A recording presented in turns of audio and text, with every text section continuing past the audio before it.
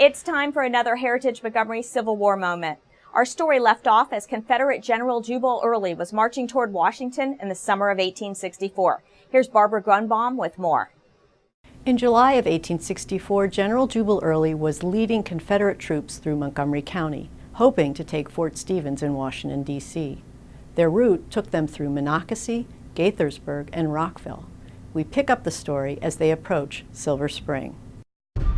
As General Jubal Early continued toward Washington, he directed most of his troops to travel along Veers Mill Road and Georgia Avenue. On the 11th of July, they arrived here, Jessup Blair Park, 2 miles north of Fort Stevens.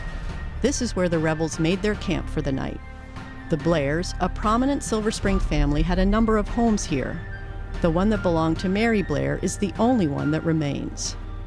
Her grandfather, Francis Preston Blair, hosted General Early and his officers in his home, which was known as Silver Spring. Early gave orders not to harm that house. But Montgomery Blair, who was Lincoln's postmaster general at the time, wasn't so fortunate. His home, Falklands, was burned to the ground during this raid on Washington. By Tuesday, July 12th, federal troops had arrived at Fort Stevens, ruining Early's plan to surprise the Union. After 2 days of fighting, the fort was held. President Lincoln was there to observe the encounter. Asa Abbott, with the U.S. Signal Corps at Fort Stevens, wrote this eyewitness account. President Lincoln mounted the parapet and stood there in a long frock coat and plug hat, a very conspicuous figure silhouetted against the sky.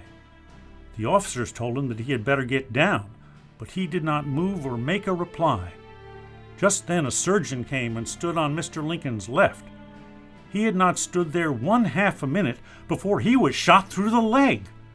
Then Mr. Lincoln got down, as deliberately as he had got up.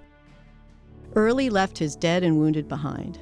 Years later, 17 bodies were recovered. They were reburied in the cemetery of Grace Episcopal Church in Silver Spring. This monument was erected in 1896 by 2 local Confederate veterans groups. For County Report This Week, I'm Barbara Grunbaum. For more on the Civil War in Montgomery County, visit Heritage Montgomery's website.